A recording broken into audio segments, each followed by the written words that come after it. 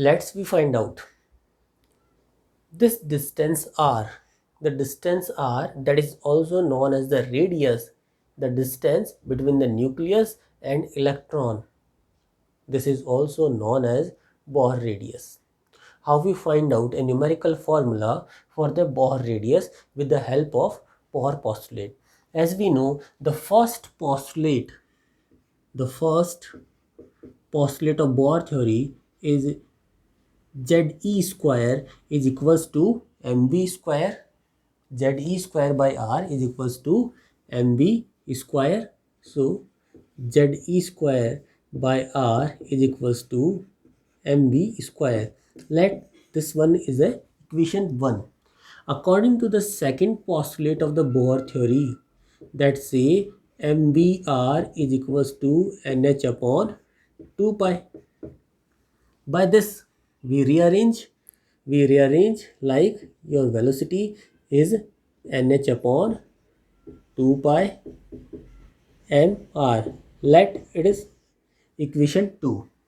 We place the value of the v from the equation 2. Now look, here is the v present in square form. So we square all these quantities. Now our formula looks like Ze square by r is equals to m into, now instead of the v square we put square of this one.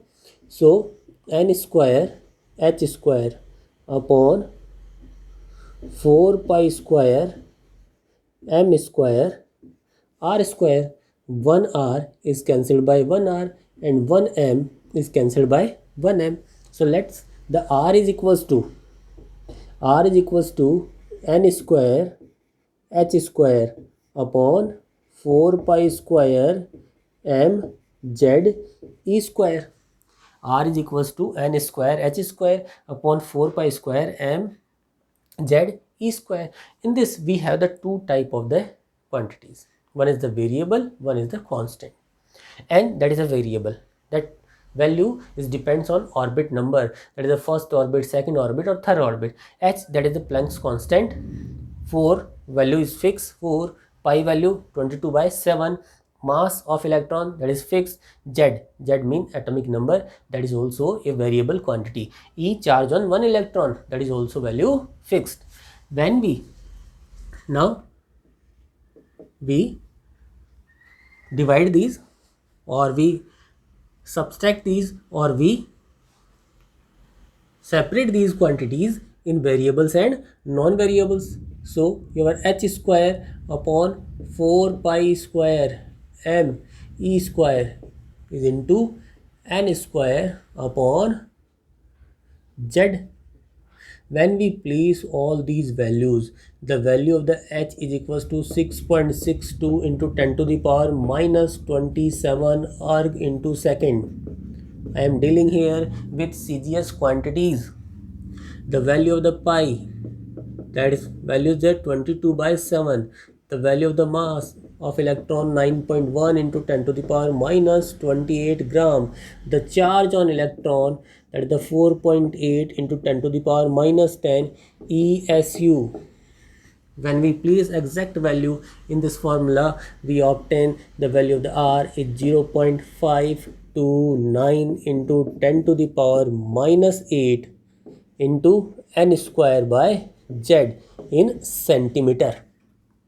When we convert this centimeter in angstrom, the formula is now much more simpler. That is the R is equals to 0.529 into n square by z, that is in angstrom.